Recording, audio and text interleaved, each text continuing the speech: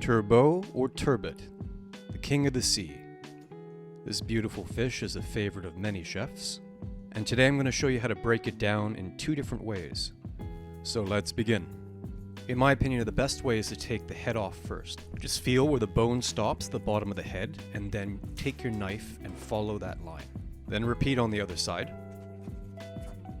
And then you can snap off the head, and then remove as much blood as possible. Give it a quick rinse of cold water. Locate the spine where the head used to be, and then follow that all the way down to the center of the tail. You'll notice that the spine is not in the exact center of the fish, and that can throw a lot of people off, so keep that in mind. So take your flexible boning knife and slowly ease away the meat from the bone, and then make a nice clean cut where the skin meets the fins. So for one half of the fish, we're going to take off fillets, and the other half we're going to leave bone in, and we're going to cut steaks that are perfect for grilling and roasting. So continue gently removing the meat from the bone, just lift it away. So we're going to repeat this step on the underside, on the same side of the fish. So we're going to flip that over, make a nice clean cut where the skin meets the fins, and then lift off that meat from the bones. So keep in mind you can actually use this technique for other large flatfish like halibut and brill, flounder even.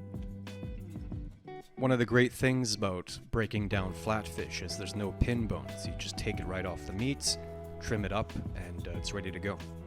So we've taken off our two fillets, and now I'm going to show you the second way to break this down. Get some heavy-duty kitchen scissors, and then cut along the spine. And make sure to save the bones, they make an amazing fish stock. Now remove the outer fins. So now portion this to the size that you want. You can cut them small for individual portions, or you can make one big portion and you can roast it for about 2 people. When you leave the bone in the fish, it actually has a bit more flavor. So these are perfect for grilling and roasting. When they're cooked, the skin peels off with not much effort at all. So we're going to keep the head and the bones. They're perfect for a fish stock. And here are our fillets and steaks. You can cook these in a pan, for example, and then just peel the skin off right before you serve. And these ones can be roasted, baked, or grilled. And this is the liver of the fish. You can soak this in milk for a day or 2 and then cook it up, similar to Japanese ankimo. Also, if you prefer, you can remove the skin from the fillets before cooking.